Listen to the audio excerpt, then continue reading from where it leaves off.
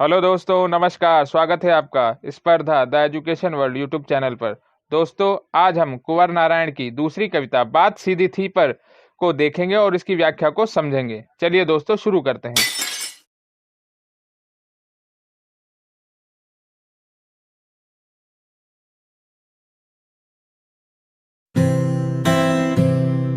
बात सीधी थी पर एक बार भाषा के चक्कर में जरा टेढ़ी फंस गई।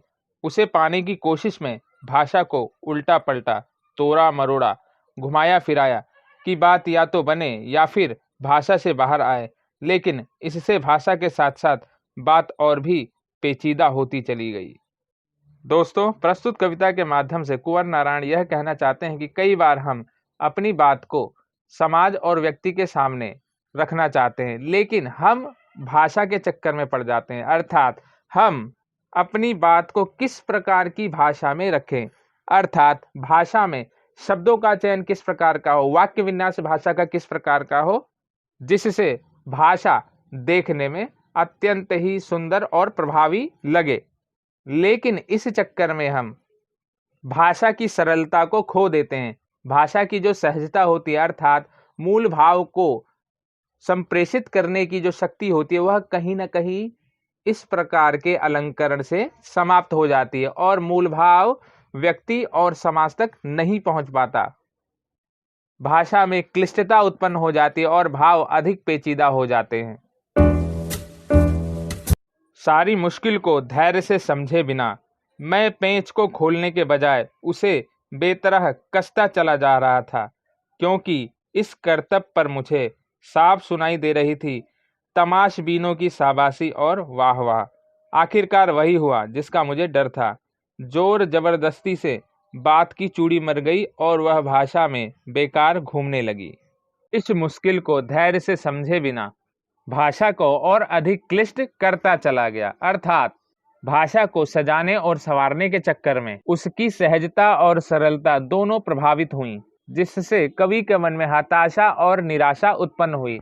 और इस हताशा और निराशा के कारण समाज के वे लोग जो दूसरों के बिगड़ते कार्य को देखकर उनकी हंसी उड़ाते हैं, उन्हें शाबाशी देते हैं, उन पर व्यंग कसते हैं, वे बहुत ही आनंदित हुए।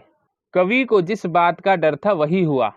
बात को भाषा के माध्यम से और अधिक अच्छी बनाने के चक्कर में भाषा और अधिक क्लिष्ट हो गई और क्लिष्टता के साथ ही प्रभावहीन हो गई। इससे उसके अर्थ की जो सार्थकता थी वह समाप्त हो गई और भाषा बेकार हो गई।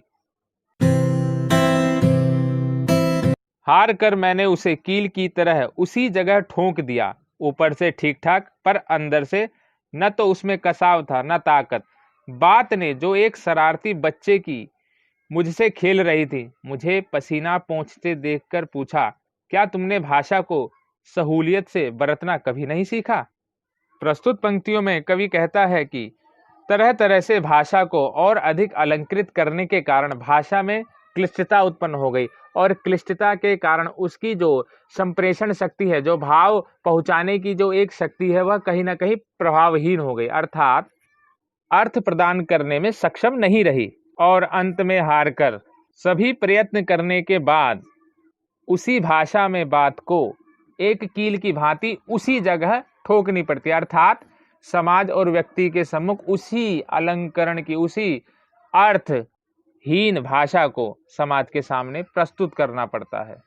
परिणाम स्वरूप वह ऊपर से तो बिल्कुल ठीक ठाक दिखाई देती है, शब्द गांभीर्य और वाक्य विन्यास तो बहुत ही सुंदर दिखाई देता है, लेकिन यदि उसकी अर्थ संप्रेषणता की बात करें तो वह अर्थ प्रदान करने में बिल्कुल भी सक्षम नहीं होती, अर्थात उसमें कोई दम और मजबूती नहीं रहती, अर्थात उसमें भावों की अभिव्यक्ति का अभाव रहता है।